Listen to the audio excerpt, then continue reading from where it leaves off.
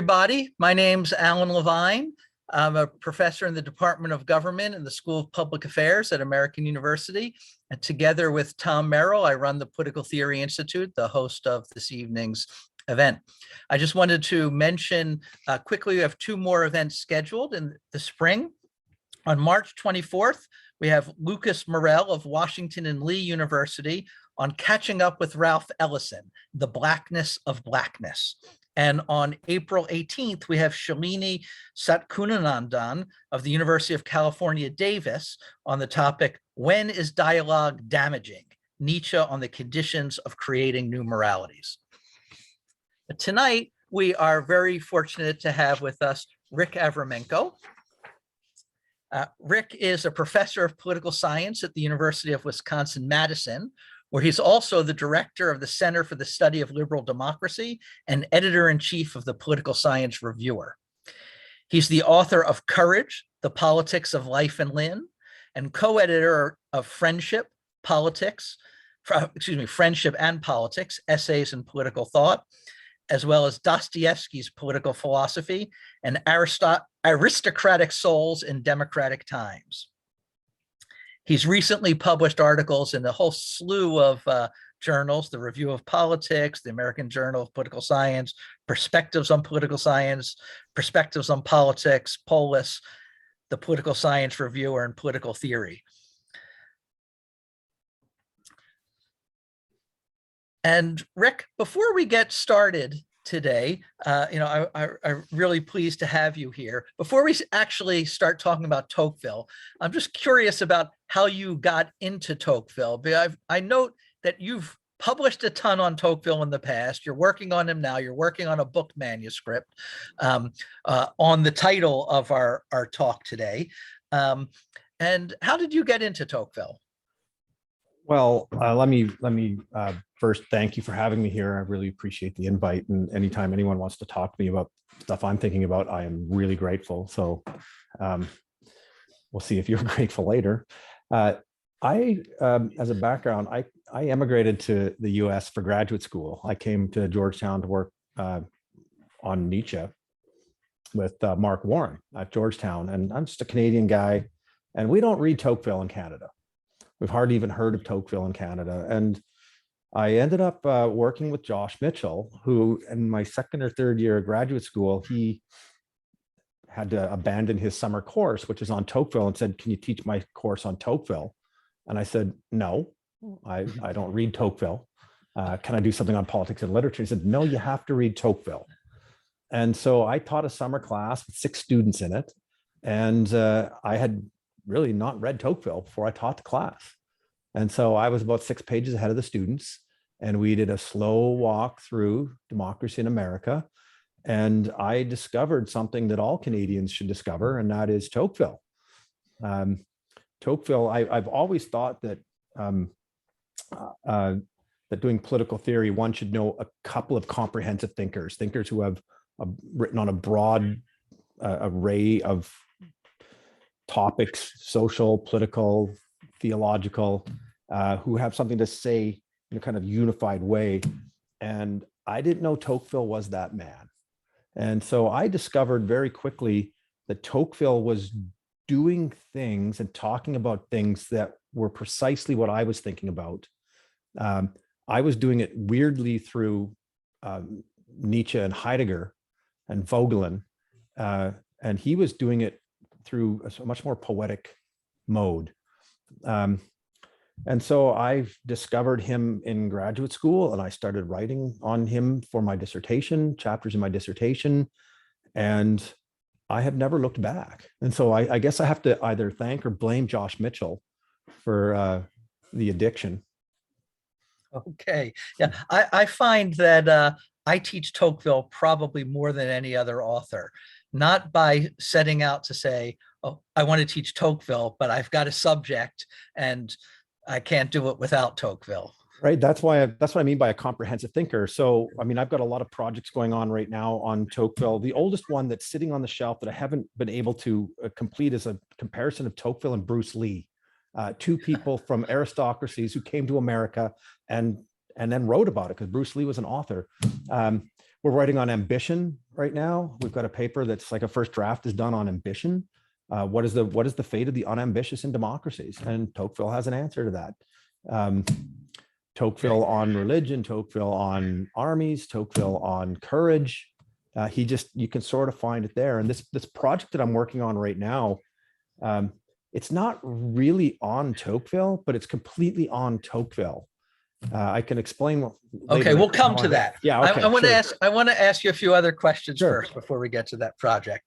And the first one is, what is your sort of approach to Tocqueville? You talked just now about your interest in Tocqueville and the breadth of topics that he talks about, but political theory is a very contentious field in terms of people with different methods, and you kind of do something different from everybody else. How would you describe your approach to Tocqueville? Yeah, there's a couple of different ways that people are approaching Tocqueville. The historians, a good friend, Aurelian Craiutu, he's a historian. So when he's reading Tocqueville, and his research is to sort of go into the archives and discover how Tocqueville was able to think what he thought. So how he was able to write what he did, what he was reading, what he was looking at, who he was talking to, and these kinds of things. It's a sort of historical approach. I'm not doing that. Instead, I have sort of a question I want to ask with regard to how we think about politics. And I do this self-consciously. I mean, I'm not doing a Derridian deconstruction. I'm not doing a Foucauldian genealogy. I'm not doing Cambridge. I'm not doing Straussian. The closest thing I could say is something like a Gadamerian hermeneutics. And so meaning. Gadamer says when we read texts, right? So the author that wrote a text had a horizon from which he or she was writing her book. We have our own context in which we are reading that text. And so when we're reading an author's texts, there's a kind of interaction that happens between reader and text, or reader and author. And our goal as readers of political theory is to try to understand that author's horizon. And so when I'm reading Tocqueville, I mean, the texts are important, but what I'm trying to understand is what I call the thinkability of thoughts. How is Tocqueville able to think the thoughts that he did?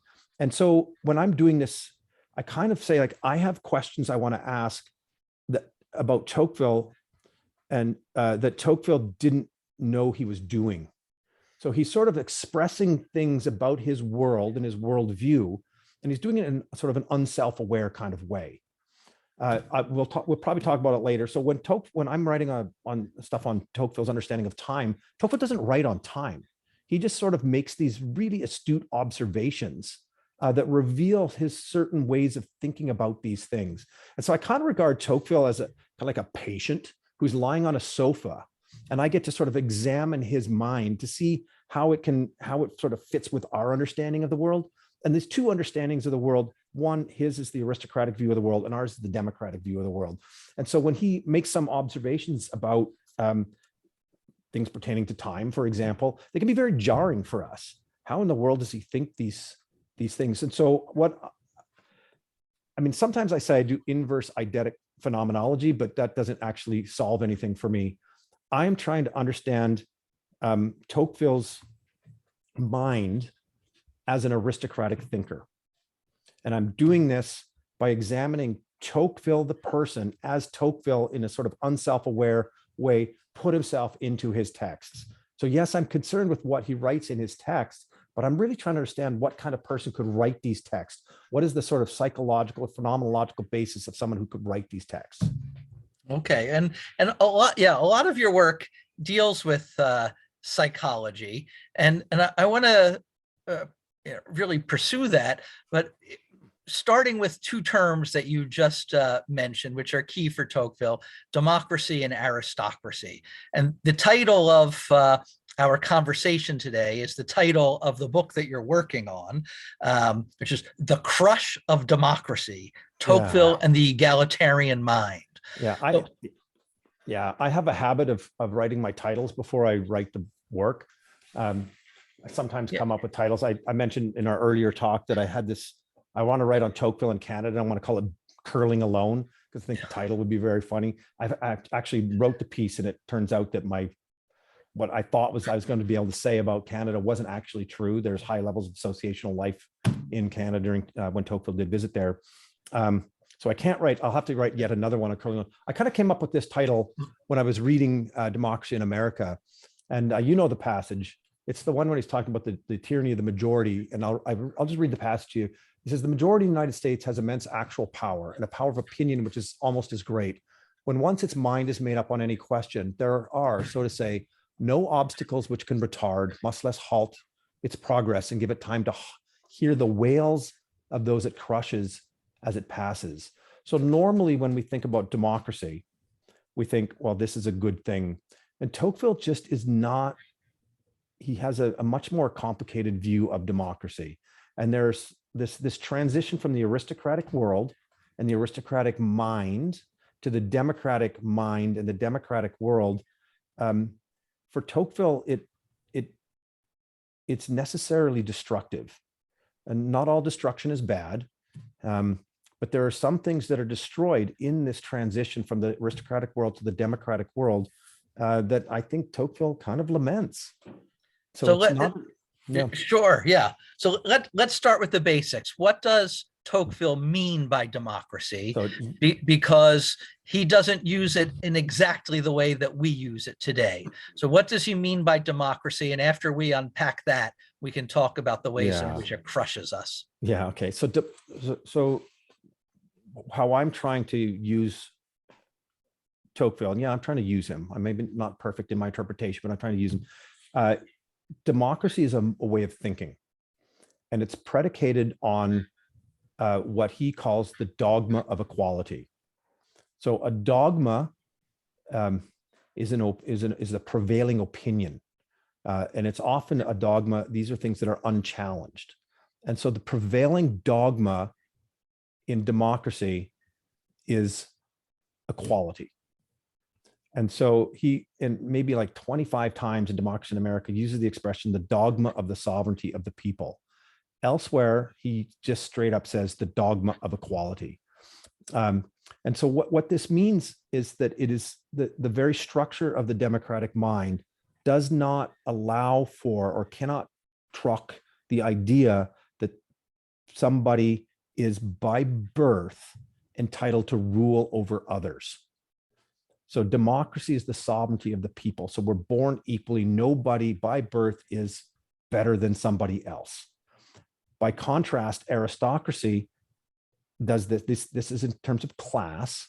So there are classes in the aristocratic mind. There's a hierarchy in the aristocratic mind, and the idea that authority dwells in bloodlines is an acceptable view of the world. We can extrapolate later, and Tocqueville kind of does this in Democracy in America when we talk about race and gender, but he's mostly concerned with class because he's from the noble class of the noble class in France. So the way I construe it is these are regime types, but I kind of like reverting back to the old Platonic insight that this is what Vogelin calls the anthropological principle, that the regime is the man writ large.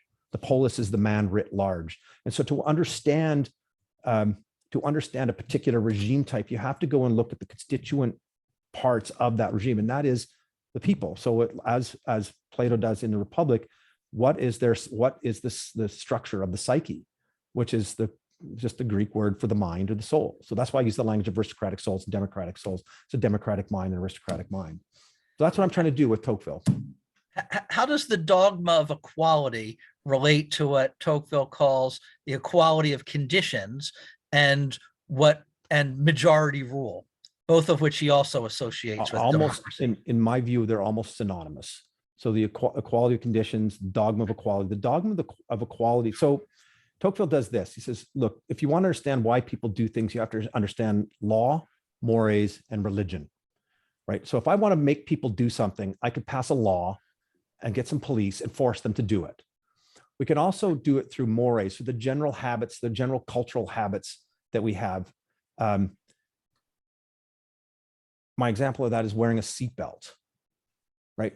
Went back in the days, a long time ago, the younger people who are participating here won't remember this because seatbelts have always been the law. They passed some laws and said you had to wear seatbelts in cars. People were not accustomed to doing it. So the law forced them to do it. Many of them didn't do it. But over time, they became accustomed to wearing them. They became habituated, became part of their mores to wear their seatbelts. But deeper than both laws and mores is what Tocqueville calls religion. And I think I've demonstrated this adequately, that he sort of goes back and forth between the language of religion and dogma. So what religion is for Tocqueville is a sort of the underlying language, the underlying thoughts that sort of beget the rest of our sort of lighter, more day-to-day, more mundane things that we do in our life. He calls it a seminal thought sometimes. Sometimes he calls it first principles, but most of the time he just calls it dogmas. So the dogma of equality is a sort of an epistemological precondition for the equality of conditions and democratic institutions. Okay, and just use the word religion there, but not in the way that we normally use it. Can you explain that? So yeah, I think Tocqueville, when he talks about democracy, he's talking about a religion in the sense of law, more religion. So law, more dogma. Then you have institutional religions like Christianity and Islam, that he says, look, some of these religions are informed by the dogma of equality, some of them informed by the dogma of inequality. So when he actually talks about religion and democracy in America, says, you have to judge what religion is good for democracy, whether or not it brings these sort of underlying dogmas with them. So if the religion brings an underlying dogma of inequality, has that sort of informing it, it's not going to be a good religion to have, institutionally speaking, in a democracy. So for example, he looks at Catholicism.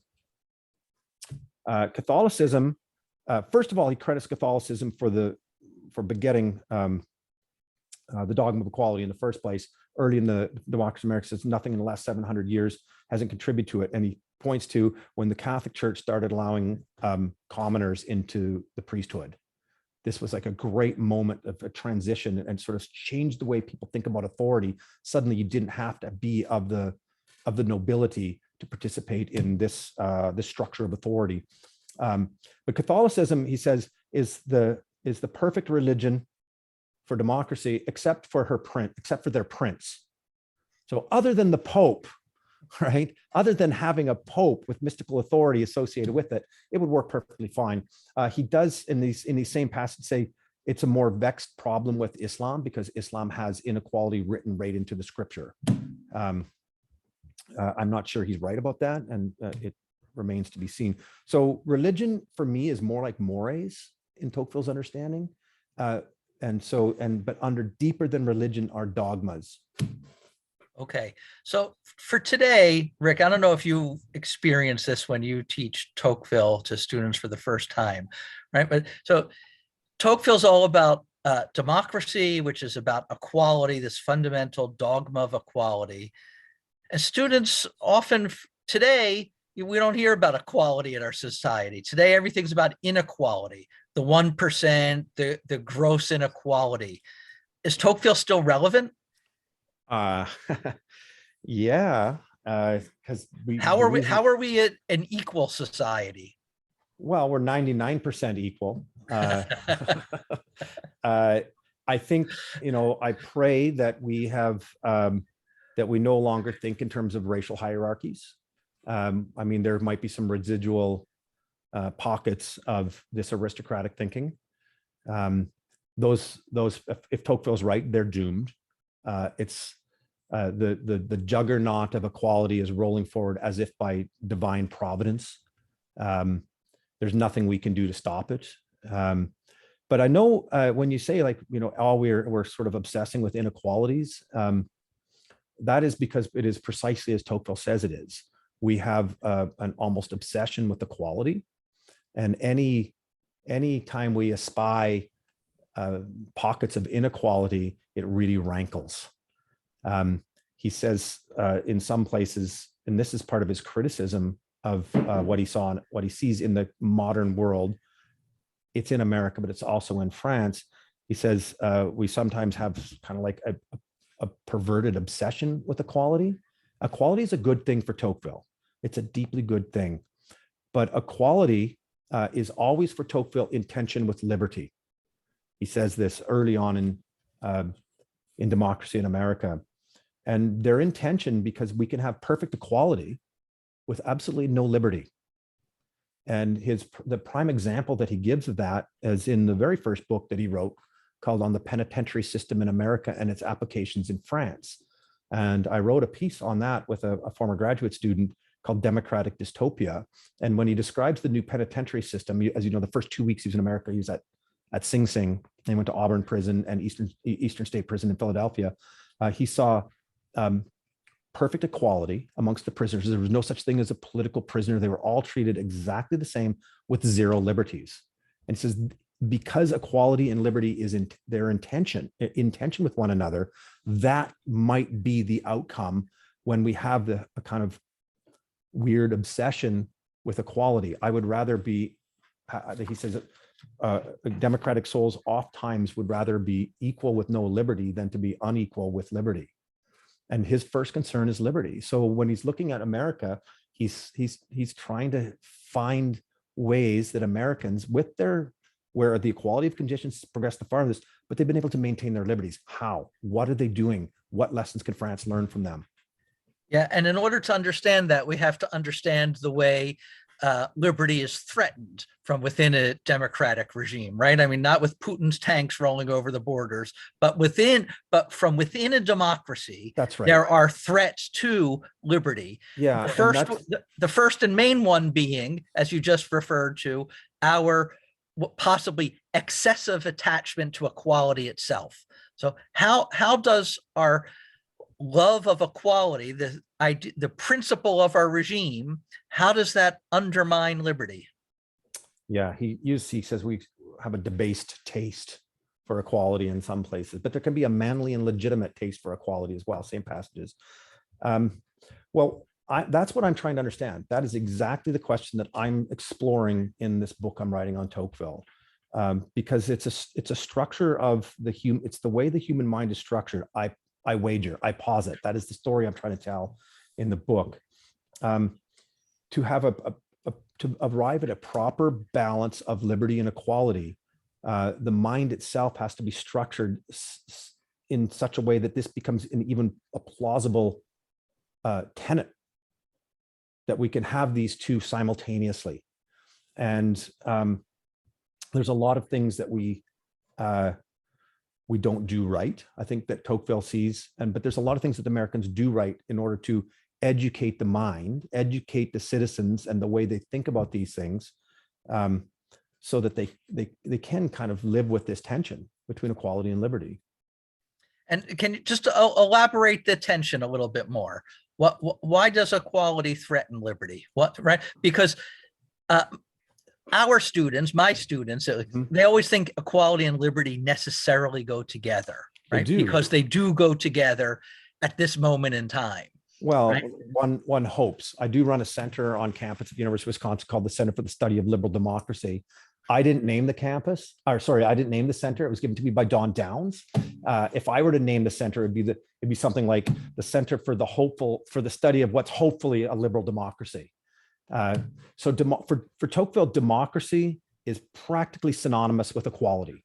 So he actually goes back and forth on it. He said, like, people who love equality or people who love democracy, democratic souls, egalitarian souls, just sort of goes back and forth most of the time on these. So when we say democracy, we think today, oh, it's a liberal democracy. Well, not necessarily the case. The people can rule. The people can rule in such a way that it absolutely tramples the liberties of many citizens. Majority voting can do that straight away. I mean, the Canadians have just sort of lived this problem right now. They have an elected democratic legislature who just voted by narrow majority to suspend the Constitution, suspend people's liberties. How we structure the mind, though, that's what I'm trying to discover in this book. Okay, so just one, Yep. let me just pursue the tension a little bit more before Okay. we get to the structure of the mind. Okay. Right, so to elaborate on some other ways that on the different ways that democracy can crush us. So you talked about majority rule, and Yeah. Tocqueville is famous for the phrase tyranny of the majority. Can you Yes. elaborate? Yeah. The tyranny of the majority. I do write a little bit about that. That's part of the book. In the passage that I read just a little bit earlier from page 240, 240 of the Lord's translation, the wails of those it crushes. Who's being crushed? I wonder in this passage, and I know it's in the paper of yours I read today as well. You cite that passage. Is it just your political opponents? Probably not. For Tocqueville, there's who's being crushed. He gives the example of the Native Americans. The Native Americans for Tocqueville are aristocratic souls. They think in terms of inequality. He does point to passages where they think in terms of racial inequality. They are superior to the disgusting white man who's coming and digs in the dirt like a pig. That's what they call, the farmers. But they also had other cultural qualities that Tocqueville very much admired. Their love of liberty. He says, isn't it amazing that when we come to North America, we find the residuals of aristocratic liberty in the forests of America with the indigenous people? They do all the many of the things that European aristocrats did that he associates with aristocracy. They hunt, for example. They disdain manual labor. He says at one point that the indigenous people in America, well, it doesn't matter the particulars, but what he's seeing is that the predominant mode of living together in America is in the democratic mode, which brings with it all these kinds of pressures to homogenize, pressures for everybody to be the same. And you're not the same when you're thinking these aristocratic terms, like the indigenous peoples of North America. And so it's just kind of like this juggernaut and steamroller that is the aristocratic milieu, the aristocratic conditions that has decimated the indigenous people in North America. Many people want to say, yeah, because of it's a racial thing, but it just so happens that the indigenous people were also aristocratic souls. The other aristocratic souls that he points to in North America are also being crushed, and it's not based on race. The French Canadians, the peasants in Quebec, in Lower Canada, also they're just being crushed out. They're being rolled over. The kinds of harms that the aristocratic mode of thinking brings to the environment, and so on and so forth. So, whose wails do we not hear in this crush? Well, it's anyone who thinks differently. It could be Catholics. It could be homosexuals. It could be atheists. The tyranny of the majority, because of this obsession with equality, just does not accept deep difference. Yeah, and so Tocqueville says that in America, there's less independence of mind and less diversity of thought than anywhere else on earth. Yeah. But let me just try and connect a few things in terms of the crushing factors, right? So we start off with the equality that you talked about. And people love equality more than liberty because they feel the benefits of it every day in every way. But only the people who really need liberty are those who are different. And so in the minority, right? So we love equality more. And because of the principle of equality, if there's not consensus, you have majority rule, and then the majority can crush the minorities along the lines that you were talking about.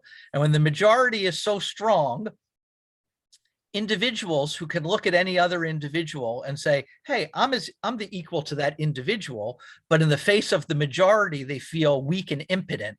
And so they retreat into what Tocqueville calls individualism, a small circle of their family and friends, right? And just give up on the public sphere, but they still want, right? And that's because of the tyranny of the majority, but they still want things, even though they feel too impotent to get it on their own. So to whom can they turn? Only the government. And so these weak individuals want a really strong government to give them the things that they want. And they're willing to sacrifice their liberties so that the government will give them what they want.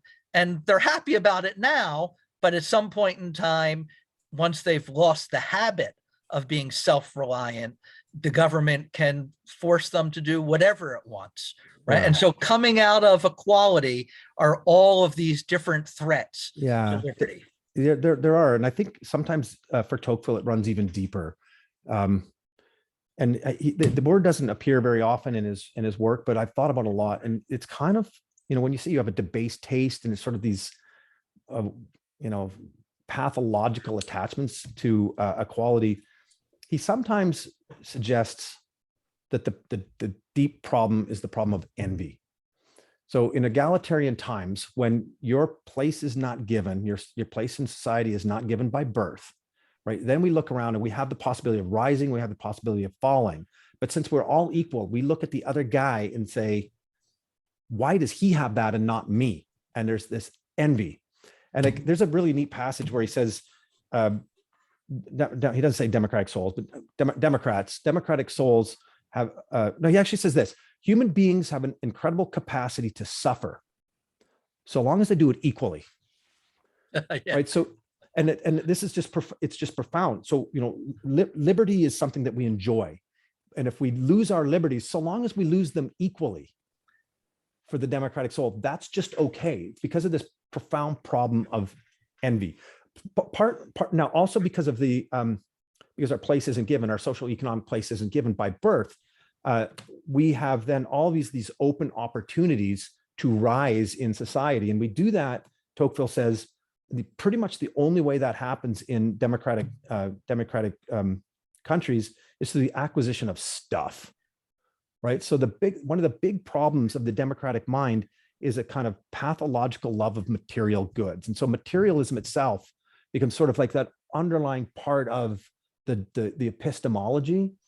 And so whereas in the aristocratic world, which I like to call, it was sort of like an enchanted world full of mystery, this is kind of not present in the democratic world. And there's a sort of, Tocqueville kind of laments that this isn't there, that the world has kind of been disenchanted, been demystified, been how do you put it, rationalized.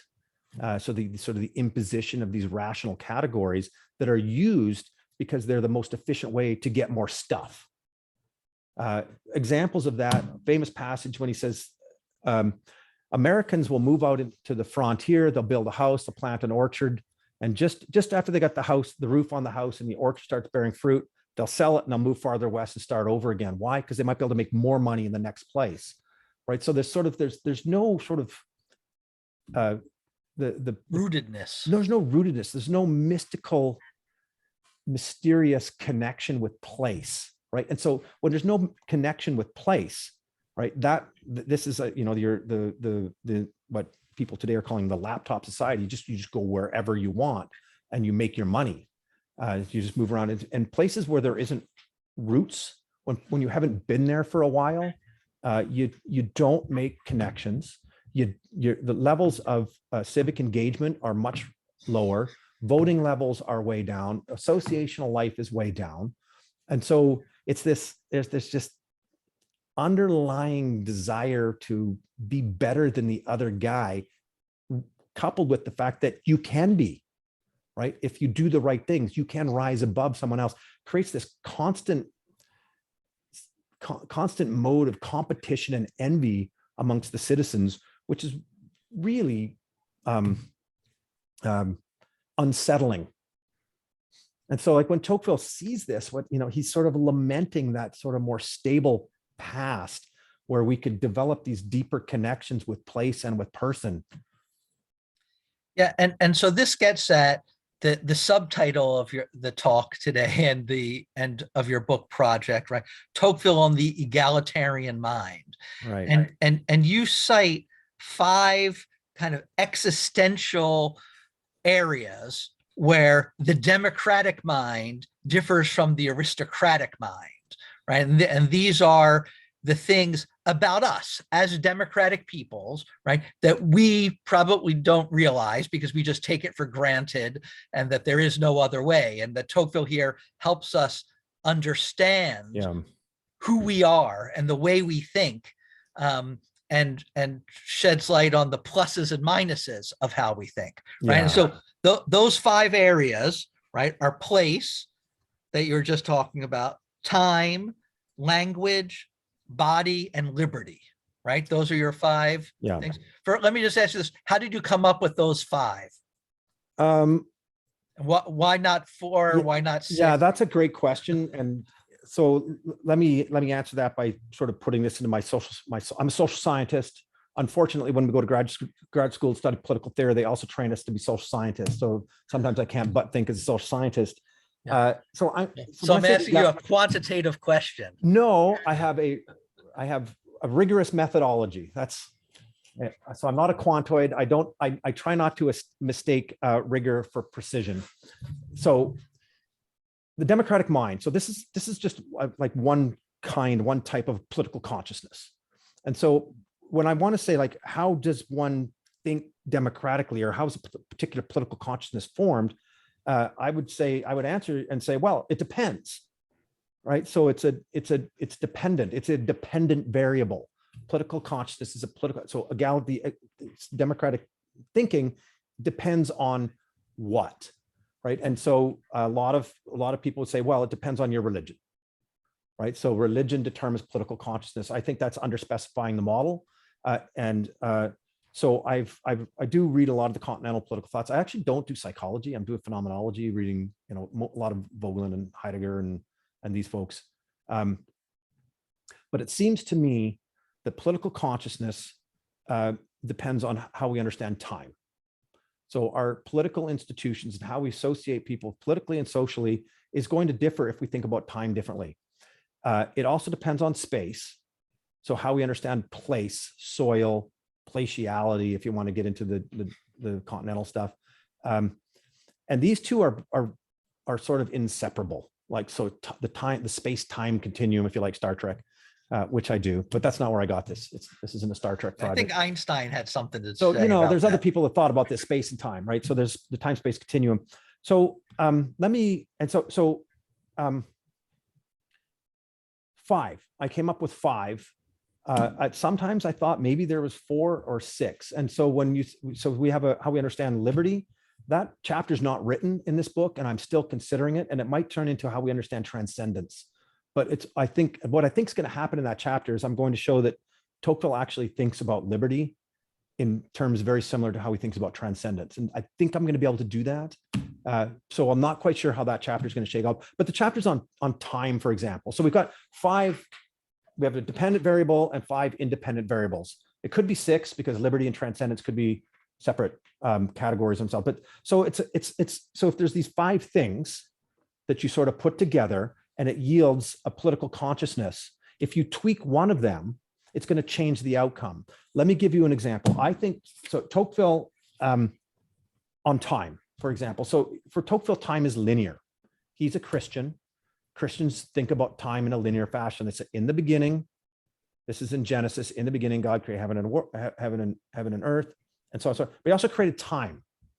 I get this from St. Augustine. A student once asked St. Augustine, "Oh, so your God is omniscient, omnipotent? Yeah, he doesn't make mistakes. Yeah, he doesn't make mistakes. So in the beginning, he created heaven and earth. Yeah. Well, what was he doing before that? Did he just change his mind?"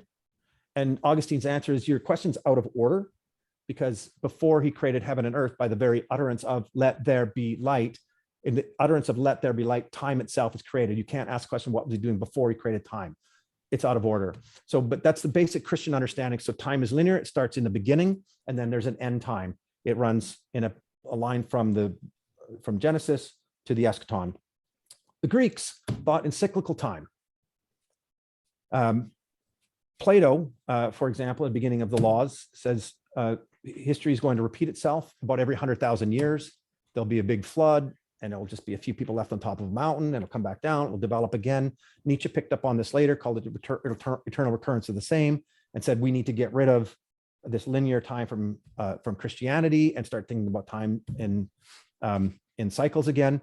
St. Augustine, who talks about Plato, he says Plato got it right. Everything Plato said was right except for one thing, this eternal merry-go-round of time. Other than that, Plato had it right, but that's everything in my understanding. You can't just say other than that. Okay, so what's the democratic understanding of time, and what's the aristocratic understanding? Well, first of all, I mean, I tell a story in the book about this guy who I mentioned to you another time, Alan, a guy named Josiah Warren, who about 16 months before Tocqueville got to Cincinnati, and the other students know what he thinks of Cincinnati, he founded in Cincinnati a time cooperative. So it was a sort of a new mode of doing business. It was a mode of business that didn't admit of any profit. So he had his base costs of the flour. People come to the store and they pay for the flour, but the markup on the flour was done with time coupons. And so Tocqueville got there. This store was very popular. 3 or 4 more had opened, and Tocqueville discovered this in Cincinnati. And he's in Tocqueville's mind, he's like, what kind of people could understand time such that we can put it on a coupon and trade with it, right? So in my understanding, I kind of call this like it's episodic, right? So that you can actually take like a TV, right? And episodes should stand on their own. So time is episodic. You could sort of take a chunk of time out and still have like I guess a coherent understanding of time and history that you can sort of truck barter and trade in these time coupons. When he first arrived in North America. So do you mean then that the democratic idea of time is kind of like equal bits? You can take one and interchange it with here and there. Well, yeah. So it's equal. So sometimes I call it digital time, right? So look, you have a digital clock. You look at the clock and it says 6:14. I'm an hour behind you. It says 6:14, right? And then you watch it. Then it goes to 6:15, right? So 6:14 is a time. 6:15 is time. If you have an analogical clock, you know, the hand just kind of flows, and there's kind of a flow to time, right? And that you can't sort of like, I want to pull a piece of that time out. And so the aristocratic mind is more analogical in its understanding of time. There's a flow. You can't take yourself out of it. What you do in your time is necessarily going to spill over into the past, into the future. And I would argue that with aristocratic thinking, you would say it spills over into the past as well. Nietzsche actually has this language that he says about willing backwards as part of the aristocratic mode of thinking. So it's digital or episodic, it's linear, but it's also contracted. And so it's not, so I obviously if I've talked about this an hour ago. What do you mean by that? What is contracted? I don't know if I can ask you, but I can ask of myself. Tell me about your ancestors. And I'll say, well, in 1904, they left Ukraine. They came to the United States. Well, I don't know anything about before that. Well, what do you know about the family in 1904? Nothing. I hardly know anything about anyone before my grandfather. This is not an aristocratic mode of thinking, because the aristocratic mode of thinking, like Tocqueville, Alexis de Tocqueville, he's de, which I come back to in a second. He is of Tocqueville because in 1066, his ancestor fought beside William the Conqueror at the Battle of Hastings. And as a reward for his service at that battle, the king granted them that estate. And so Tocqueville, he says, like, my family has a 700-year history of serving the French people. He can't really go back beyond the 700 years, but he also thinks, as the aristocrats think, also further in front of them. So their ancestors matter, which is to say the past matters. There's a passage in Democracy in America when Tocqueville says, the aristocratic man loves his unborn great-grandchild, perhaps even more than his own son. So he's thinking into the future. Environmentalists today are trying to sell us the 7th generation detergents, right? You need to think 7 generations in the future because they get it. Environmental degradation is because of contracted temporal horizons. If you can't think about what's going to happen in 30 years, you don't care, right? So one of the things that he says is this is a big problem, sort of presentism, not being able to think into the past, not being able to think into the future. That's a hallmark of the democratic mind. Okay, good. So that's a problem with our conception of time. What about place? And let me just say to people in the audience, if you have questions, put them in the Q&A function. When we go through these, finish with these 5 aspects of the democratic mind, we're going to open it up to Q&A. So, well, maybe we'll just do 3 because I haven't written 2 of the chapters yet. I kind of, the body stuff, it's all about prisons, right? And how the body's treated. Foucault completely stole it from them. So we can maybe mull on that a bit. Okay, so space-time. He also suggests to us that as when these 2 constituent parts of consciousness, one is going to be foregrounded and the other is going to be backgrounded. And for democratic souls, the time consciousness is foregrounded. So when they think about things, they think first in terms of time. When he arrived in North America, in Newport, Rhode Island, because they'd run out of provisions, they had to stop there before they get to New York. It was Beaumont actually wrote the first letter home and said, "Mama, I cannot understand a people." He said, "Mama, I asked someone how far it is to New York, and they told me about 3 days. Mama, I do not understand a people who measures distance and time." This was baffling to these French aristocrats. Tocqueville in later. And so what's the point? What's the point of that for the democratic mind when we measure distance and time? Well, it's practicality, right? Well, it's not practicality. It's the first. And so when Tocqueville wrote home about that, he said these people, these democratic souls, have a disdain for distance, a disdain for space, right? And so what that spills over to in terms of policy and is they're building canals so they can get from A to B faster, right? And so it's the land for them, and space is experienced as an impediment to success, right? For the aristocratic soul who has a foregrounded spatial consciousness, its land is the first thing that gives meaning to their identity. And that's what I call the de-ness of Alexis de Tocqueville, right? Who are you? I'm the guy from Tocqueville. I am of a place. Democratic souls, they don't care about place. Let me give you another example. It's all over Tocqueville, but personal example. I got invited to an aristocratic estate in Switzerland a few years ago. And they said, "Oh, it's our summer house. Come on out." I said, "Is there room for me?" I went out there. There's 23 bedrooms. Yeah, there's room. And it's this ancient house without heat because it was built 700 years ago. And it was an annual pilgrimage by the family. They came there to attend to the family graveyard. So on their property, they'd sold all the land around. They just have the house and they kept enough land to keep the cemetery. And it's the family plot. So the ancestors are buried there. The ancestors are in the soil.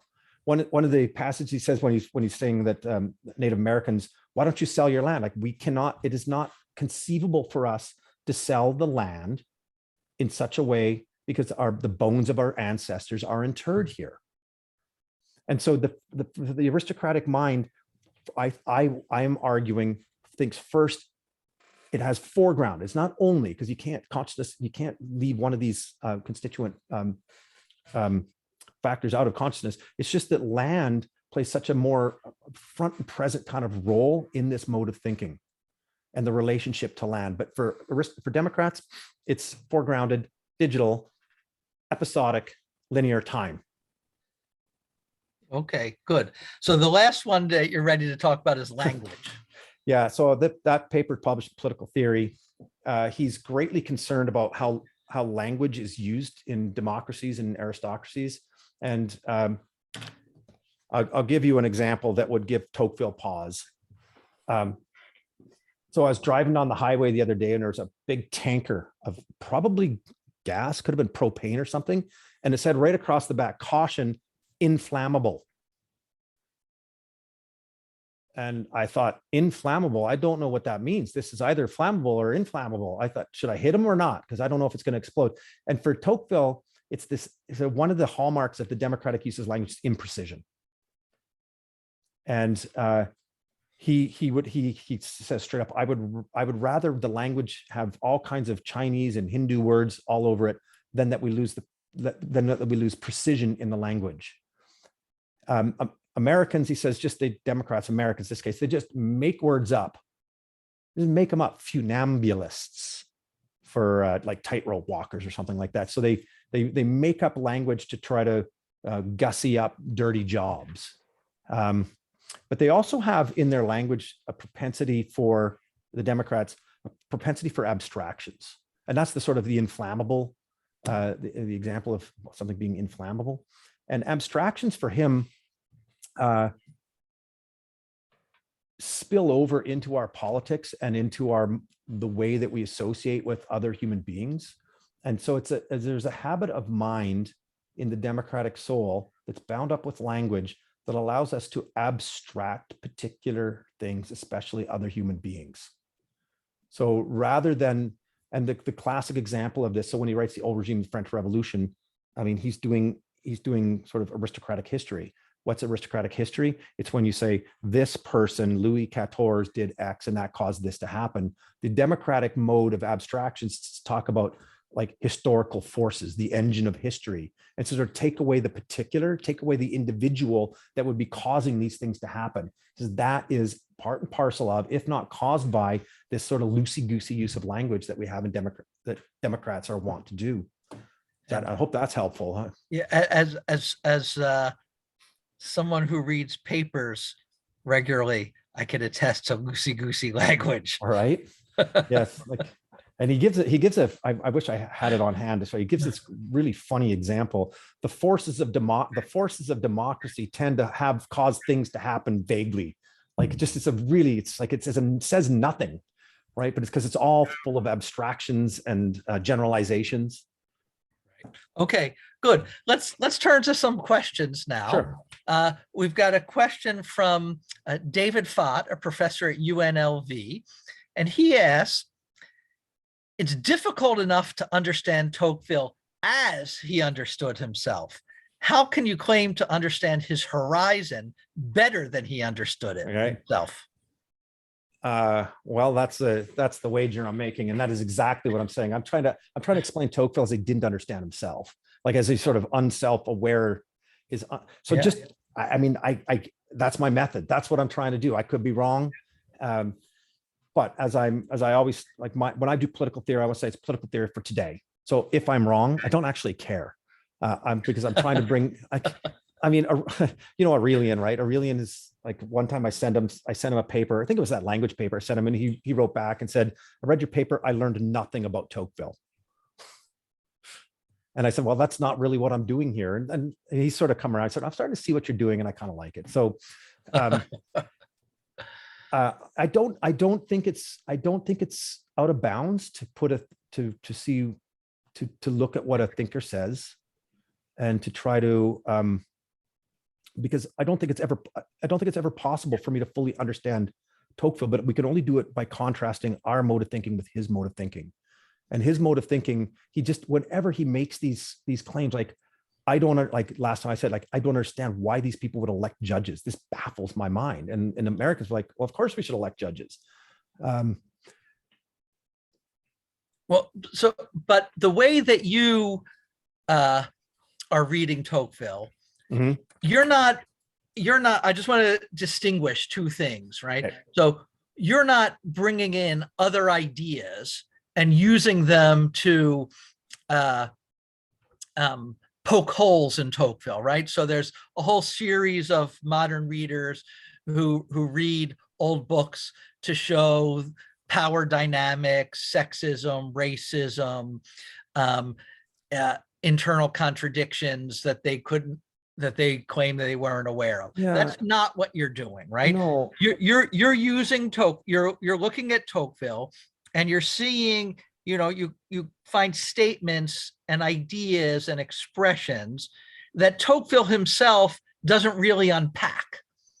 And what you're doing is saying, look, here's this thing that Tocqueville says, and he doesn't really explain it, but what's going on here is this is emblematic of of his aristocratic way of looking at the world or emblematic of something, and you're trying to unpack the thing that if Tocqueville would have been asked, he would explain it the same way, right?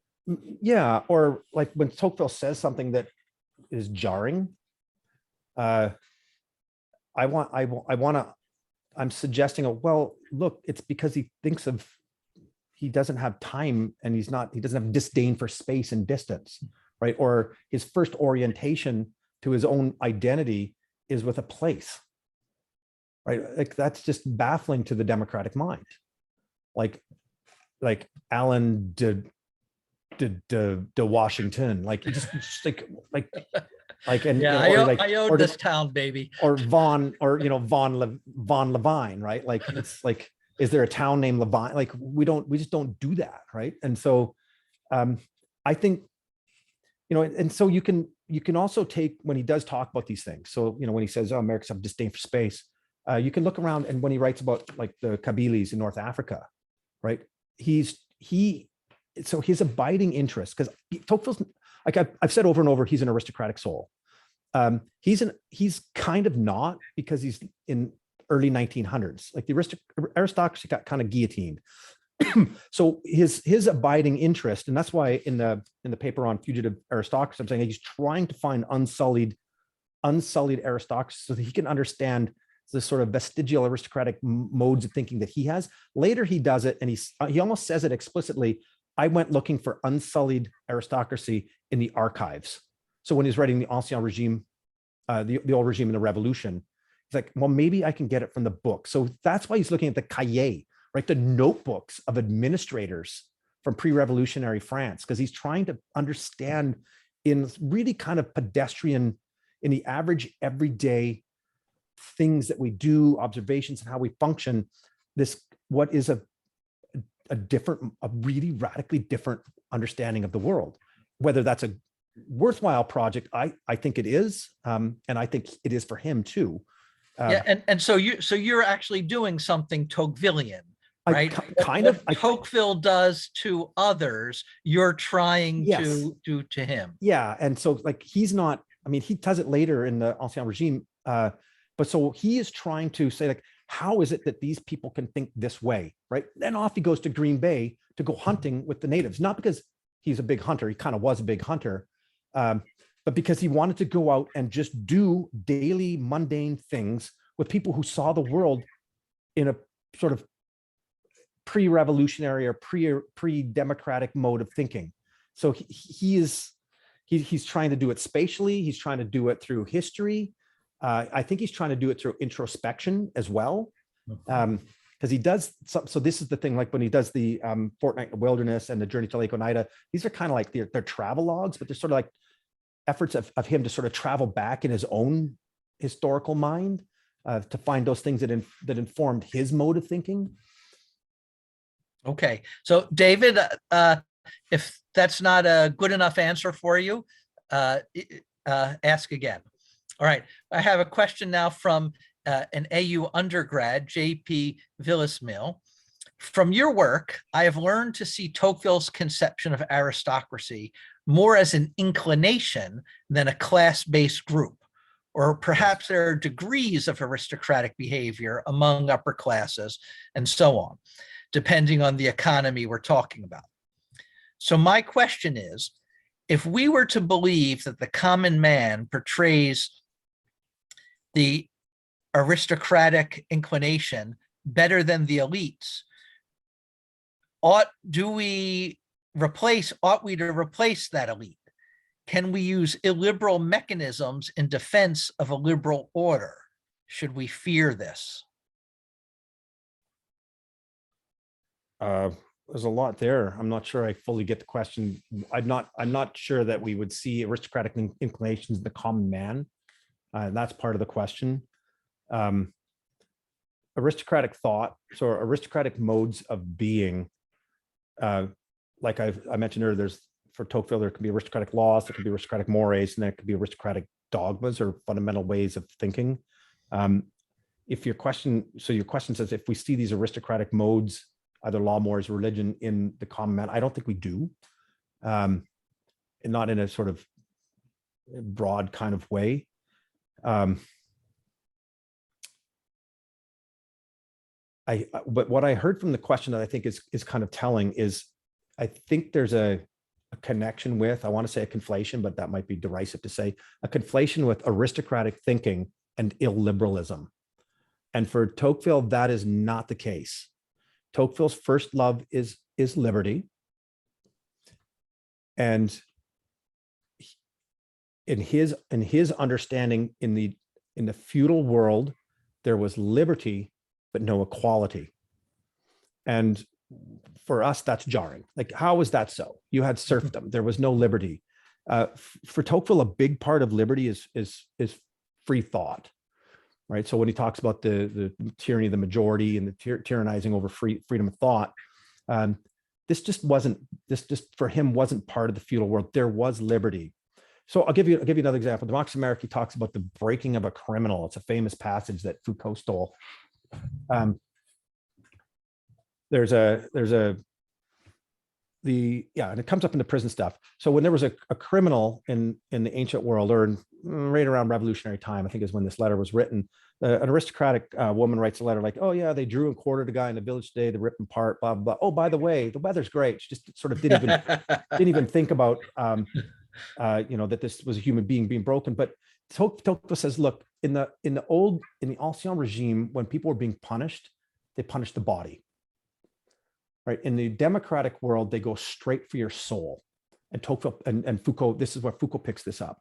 So it's the penitentiary system, right? And we're still living this with today, incarceration as a mode of punishment, right? The purpose of the penitentiary is to make you penitent, right? It's to go right after your mind and your psyche, so that we want you to conform physically, but the way to get you to do this is to change the structure of your mind to make you the same as everybody else, right? In the old world, just flog them, let them go, right? So I mean, for Tocqueville, aristocracy is unequal, but not illiberal. And what he wants us to aspire to in the democratic world, which is the egalitarian world, is free and equal. And his great fear is going to be not free and equal. No liberties whatsoever, just like in a penitentiary, where everybody's equal, but nobody has freedom. And then at the end of volume 1, Alan, you know this passage, and if you want to see where this is really going, watch Russia. He basically predicted the Soviet Union, radical egalitarian, no liberties. Yeah, and the Soviet Union being continuous with the Tsarist regime. Okay, we've got a question from Ken Masugi, who teaches at Johns Hopkins. It's a two-part question. Oh boy. Was Tocqueville fundamentally wrong about anything? Sometimes what appears to be massive errors or misjudgments reveal something about the core of his thought. Tocqueville predicted a racial civil war, but the war was fought, to paraphrase Lincoln, by white men slitting each other's throats over the fate of Black slaves. Tocqueville missed something about how Americans think about slavery. While I appreciate your disagreement with my example, I'd be appreciative of your view of Tocqueville's mistakes. Yeah, so this is a great question. And the last time I talked to Ken was when he read the Place chapter that was supposed to be at a conference that got canceled. Great. So was Tocqueville wrong about anything? Tocqueville was wrong about a lot of things. And let me give you an example. So when he's talking about the relationship to soil between aristocrats and Democrats, he says, when you go down the Ohio River, if you look on the right bank, that's Ohio, you have free labor, farmers are tilling their field. If you look on the left bank, occasionally you'll see some slaves. This is Kentucky, it's a slave state, and blah, blah, blah. So it was, I believe, November 26th, when Tocqueville sailed down the Ohio River. It was a driving blizzard and he was shipwrecked. Tocqueville did not see anybody working in any fields when he was going down the Ohio. So it's a flat out lie. Oh, he saw it in his mind. He just made it up, right? And so, I mean, we could take this like, well, okay, it's a deliberate blunder. And he's trying to, but so a lot of the things that he reports are just sort of sometimes factually wrong, or he's fudging on the truth, because democracy in America is not supposed to be a factual report like the on the penitentiary system in the United States and its application in France, right? The democracy in America is kind of, so it's, I think the book is written for the elite in France, probably for the remaining nobility. It's a book that says to them, I know you all hate the coming world. I know you're all rejecting the Democrats and pining away for the restoration. But look what they're doing in America. And it's kind of like going, it's not that bad. Right. And so he's sort of telling stories because he knows that in America, there are vestiges of the aristocratic world that the Americans have sort of imported and fostered, that the French would be well advised to sort of take back and learn from the American example. So it's kind of like, it's a not that bad book. It's a guidebook. Yeah, there's a lot of things that he got wrong. But again, I don't think Tocqueville cared. In fact, he had to know when he was making stuff up. He had to know. So yeah, there's a lot of wrong stuff. He got the racial civil war wrong. He also said African Americans are going to basically die out, like a small wandering tribe that aren't going to end up anywhere. It's just flat out wrong. So there's a lot of, I just don't think it matters. And maybe that's because, I just love Tocqueville so much, but I think I'm more level-headed than that. But it's because it's the purpose of the book, right? It's educational. It's almost like he's writing a child's story, and it's, there's the simplicity of the book. Never mistake Tocqueville's clear writing for simplicity. It's a very complicated book. We often confuse complicated writing with deep thoughts like Derrida. It is not. It's not that deep. Okay. We have a question from AU alum Nico Donahue, who will be going to graduate school in political theory next year. Ooh, where at? It's still up in the air, so I won't say. He's got options. Nice. I'm interested Nico, in how you might square a possible tension between envy and the egalitarian mind's lack of ambition. If Tocqueville laments egalitarian man's lack of spirit and ambition, why might he also, as you said, lament man's envy of his fellow citizen?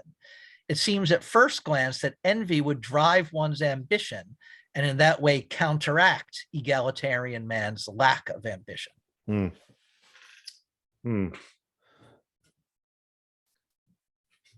Okay, envy and ambition.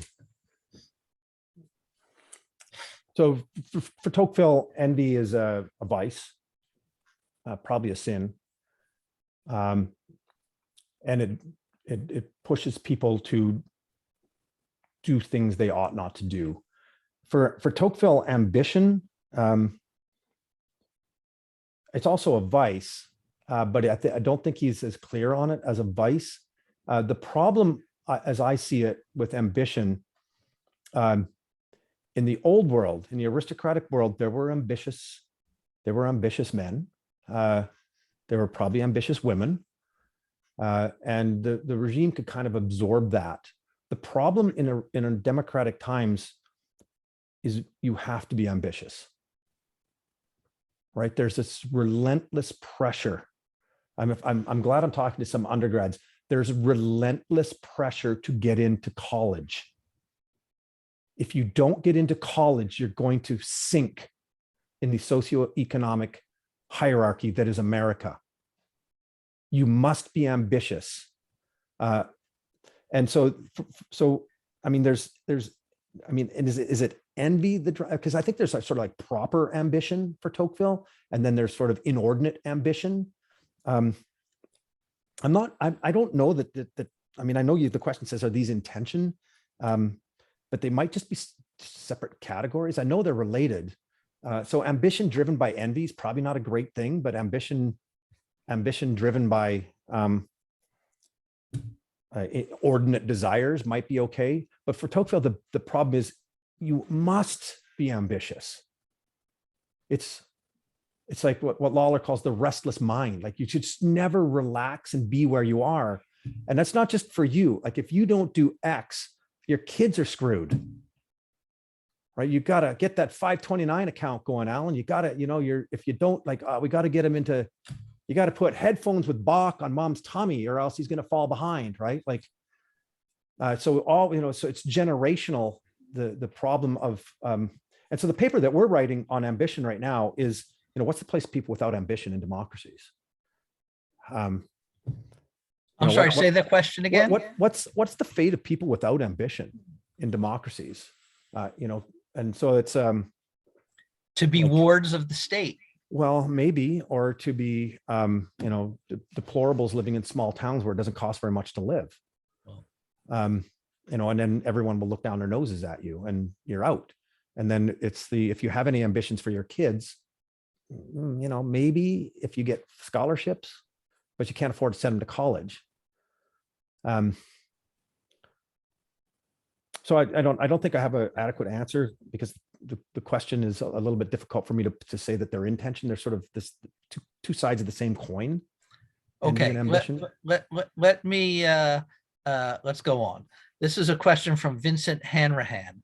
How do Americans' inefficient loosey-goosey language translate to an infatuation with a limiting space in an efficient manner, like the canals example you gave?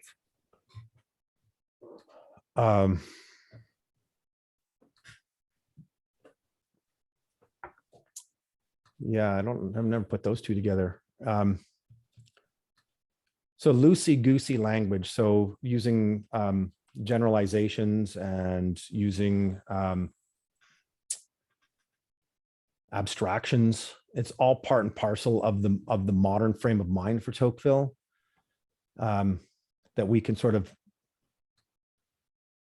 this relates to the last question as well, that our place as creatures on this earth isn't determined, isn't given. So everything's sort of up for negotiation, including language. And so the traditional restraints, excuse me, the traditional restraints of distance, for example, that something is 20 leagues away, that's a long ways away. It's something to be sort of conquered, something to be overcome. So I don't, the infatuation of I don't really,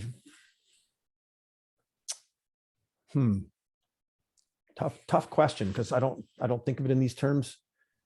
Americans, okay, when they're conquering space, he also says, look what they did. And he talks about this in Fortnight in the Wilderness and other places, but they come and they impose grid-like roads on the wilderness. And I don't know what they do here, but rural, excuse me, rural Canada, it's every mile in one direction, every 2 miles another, there's a road right out in the countryside. It's 2 miles by 1 mile. You don't even have to keep track of where you are. You say go 4 miles that way. So it's the second corner, turn left. There's sort of the imposition of order is sort of part and parcel of the frame of mind that everything is, nothing is fixed like language. We can just make it mean what we want it to mean. The distances that the natural environment that's given to us, we can impose ourselves on it. There's a really neat passage back to Frenchman's Island. He talks about, when he says he goes there to find the aristocratic past, says, and all we could hear was the cooing of the wood pigeon. The wood pigeon's extinct. So that there's this, what's happening with the encroachment of democracy, the encroachment of civilization in the sense that Guizot gives it to us. It's sort of part and parcel of this disdain for space. Bad answer. I understand that. Question was a little bit difficult for me. Okay, let's we've got a handful of questions still ahead, and only 15 minutes. So let's we'll pick up the pace a little bit.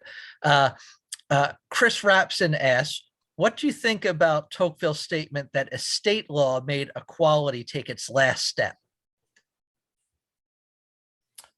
Yeah, good question. And you better not be writing a paper on this. Well, I've already written on it. So the law. No, I mean Chris Rapson. Oh, that's good. No, that's fine. Yeah. So laws against primogeniture, and the division of what's called division of portions, so that you can't bequeath your land to one oldest son, right? That's the laws. So they did that, and Tocqueville says that it was that policy right there that destroyed the landed aristocracy, the efforts at landed aristocracy in the United States. So mostly in the U.S. South. And what it does, and I think this fits really nicely with what I was trying to do with land. So you've got a view of, if you have an estate and you're an aristocrat, right? Here's your fiefdom even, right? And it's a unified piece of land. It's a sort of he calls it, it's a territorial aristocracy. That's the direct translation of landed aristocracy. When you take that estate and you pass a law that it has to be divided, right? So suddenly the unthinkable act of selling ancestral land, selling it. Sometimes I use the example of, if I said to Alan, hey, can I buy that cubic meter of air over your head? You just sort of look at me like, are you insane? Like, it's not I'd for sell sale. it to you.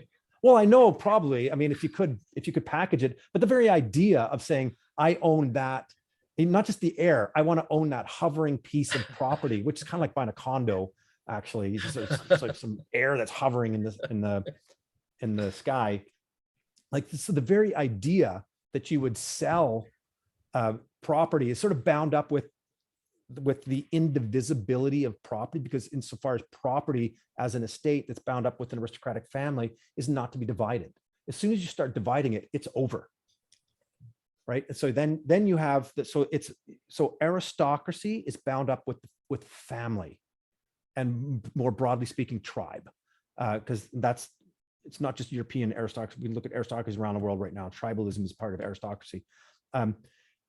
The idea then that you can take, so if you have an estate and you partition it, and then one in the middle, 1 hectare in the middle, or acre or whatever in the middle, is bought up by another family or a factory or something like that, the sort of the continuity, the flow of land, just like the flow of time is part of as part of the aristocratic mindset. It's sort of broken up, and it's sort of like jars. It sort of breaks up the mode of thinking about this connection between land and authority.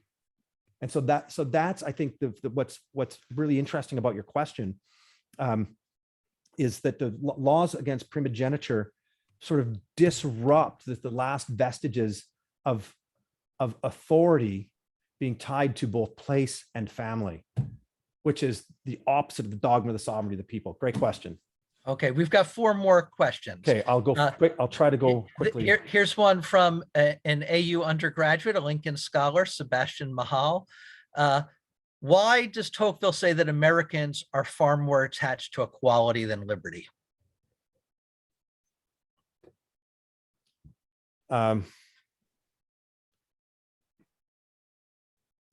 So I think he actually doesn't say that specifically. He says it's a propensity within for democratic peoples. The Americans have done a pretty good job at balancing equality and liberty, but he sees this as a constant threat in the future. So maybe we rephrase, so why are Democrats more attached to equality than liberty? I think largely for the reasons that we've already talked about, that your place is not determined by birth. And so if you have if your social status isn't given, right, and you fear falling, or you have a big problem with pathological envy, you might then say, I want policies and laws that are going to ensure equality, therefore I can't fall, right? Democrats also are going to measure their place in the world by how much stuff they have, by their material wealth, right? And so if we have laws that eliminate gross inequalities in wealth, then we don't have to see people be unequal. Confiscating people's property is for the sake of equality. So we're saying one person's liberties can be trampled on for the sake of equality, because the democratic mindset doesn't know where it belongs. It needs these measures, and it doesn't want, if you love equality, most people love equality until they're way above everyone, then they love equality a lot less. That's, I think, is a truism. It's weird to have billionaires talking about giving up their money. They'll give up some of it, but they usually do it because they get glory for doing it. Okay, and last we have 2 questions related to democracy and aristocracy, and one on religion.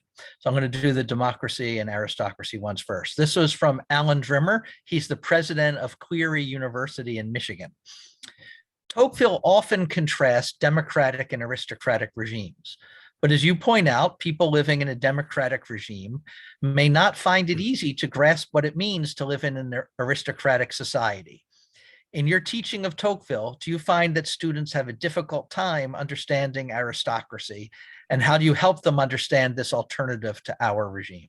Yeah, that's a nice question. I taught a seminar, a Tocqueville seminar once, had about 7 students in it. And I had a woman from Egypt, a woman from Canada, a guy from Florida or Georgia, a woman from Connecticut. So I had a really nice mix. Hi, nice to meet you.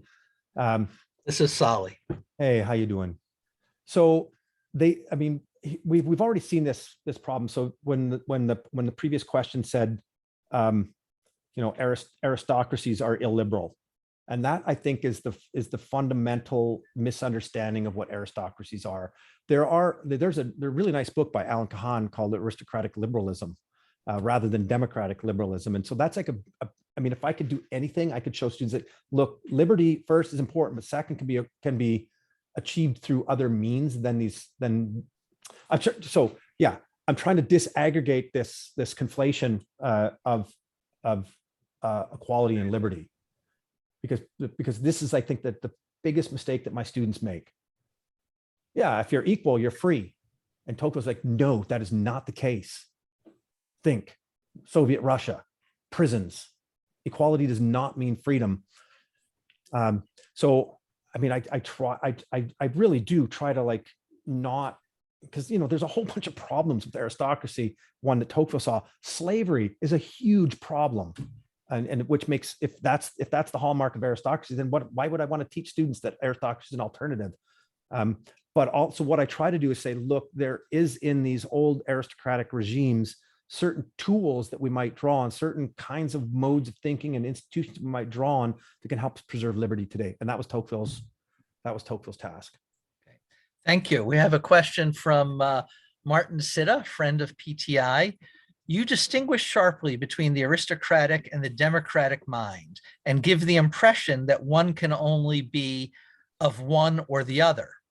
Doesn't Tocqueville manage to find a higher point of view from which he can look down on both by having concerns which allow him to evaluate them both? The simplest example, his concern with justice leads him to say democracy is more just than aristocracy. From the point of view of culture and great human achievement, he prefers aristocracy.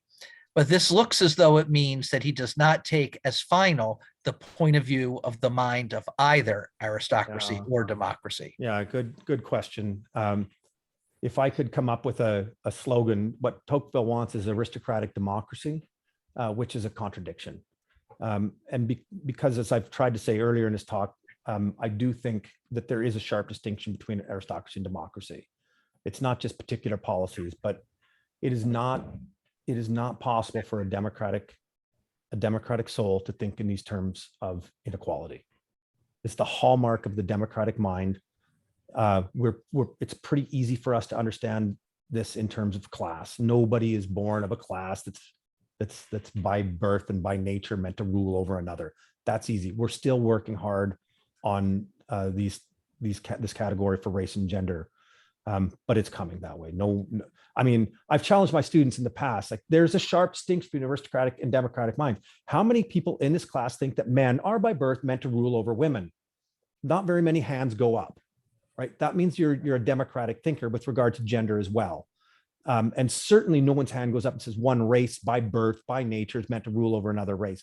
So we've accomplished this. This is the democratic mindset. So I'm not, so that in that way, because we have these categories of equality, it is more just. And Tocqueville's clear on this. It is more just, but and because justice and equality, we're not like lording over people and discriminating against them. But his other concern, if not his main concern, is liberty. So can we accomplish this justice while still ensuring human freedom, especially freedom of thought? But Rick, couldn't you argue that Tocqueville would want that there could be sort of aristocratic pockets within democracy that are in principle open to all, but based on meritocracy, and that so there would be the development of beauty and refinement that not everybody would share and not everybody would value, but that liberty allows that to develop. Well, you're kind of describing aristocracy. Well, except it's not, it's not aristocratic blood-based. taste, but It's- not based on birth. Yeah. No, I think you're probably right. You could do that. How we would ensure, free and open channels between these. I mean, we're trying to do that with admissions policies right now at universities. But I'm not sure. I mean, that would be like, that would still be egalitarian thinking, right? Because nobody by birth is entitled to be in this pocket of high culture and things like that. So Yeah. it would be a democracy done right.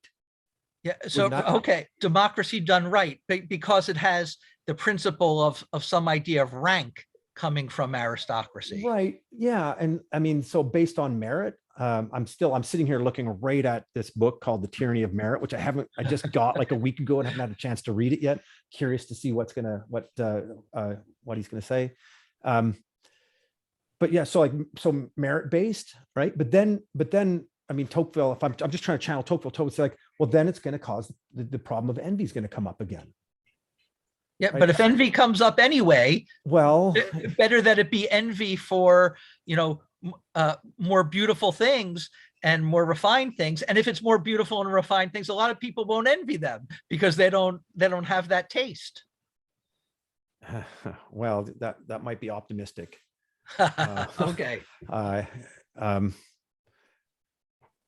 Yeah, I mean, great human achievement. So look, one of the things that he says, I mean, this is Tocqueville on leadership. This is actually a pretty good example. He says, what he'd like to see in democracies is long-term projects building great things. I don't think he means palaces or castles or anything like that, but like the Hoover Dam or like the interstate system, or my example is a trip to Mars, right? And so these would be great achievements, great human achievements, right? And so they're not just great in how big they are, but they're great in terms of their temporality as well. So like a trip to Mars. So if you could use these examples of greatness to have people sort of expand their temporal horizons, to get them to think more like on these basic structures of the aristocratic mind, then yeah, that would be great. So there's like these projects. I mean, he does talk about these projects having a sort of utility. So yeah. Okay, one last question, Yeah, and okay. then we're going to let you go. I found it. This is again from David Fott at UNLV. Tocqueville wants Americans to have more non-material ambition, and he recommends the biblical sin, pride, as the solution. Pride that he does not root in faith in God. How can Tocqueville be a Christian? Okay, I mean, I guess I'm going to have some emails with David Fogg because I don't know where Tocqueville does this. He recommends pride. Well, I don't know that passage. I don't know this part. So I maybe have to have David follow up on that. But how could Tocqueville be a Christian? I had this conversation about 2 months ago with Alan Kahan, and I do think Tocqueville's a Christian. I do think he's a Catholic thinker, despite the fact that he doesn't go to confession and doesn't go to mass. And he did actually confess on his deathbed, but only sort of like hedging his bets, I think.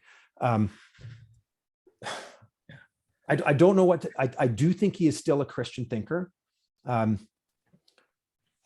I don't know. I guess I just don't understand the question here. Maybe David can restate the question. Well, so in volume 2, and I don't know exactly off the top of my head, but I think maybe it's in part 3 or part 4.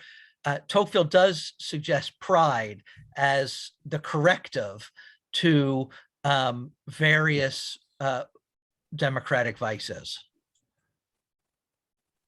And maybe it's the tendency to conform. Well, I can't think of it just off the top of my head. Yeah, I'm sorry, I don't know the passage, so I mean, maybe, I mean, he talks about like pride and country when he's talking about patriotism, maybe pride in that way, but pride as in like thinking ourselves greater than God. I would be hard pressed to find that. Yeah, I don't know that it's necessarily greater than God here.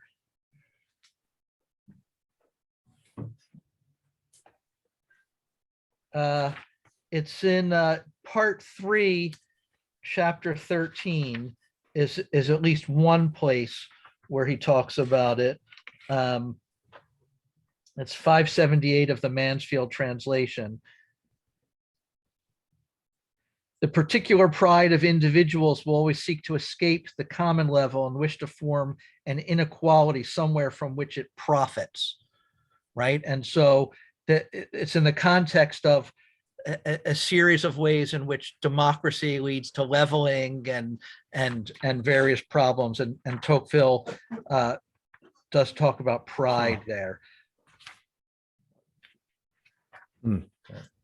Okay, well, I'll put you two in touch with each other. I don't know. I don't know what, I have no answer to that. I don't think David, you can be proud of your question. Yes, you stumped me. Okay, well, listen, Rick, on this note, thank you very much for coming. My pleasure. I really enjoyed it. Having me. And thanks everybody for coming out and spending the evening with us. Yeah, that was bye all. Very kind.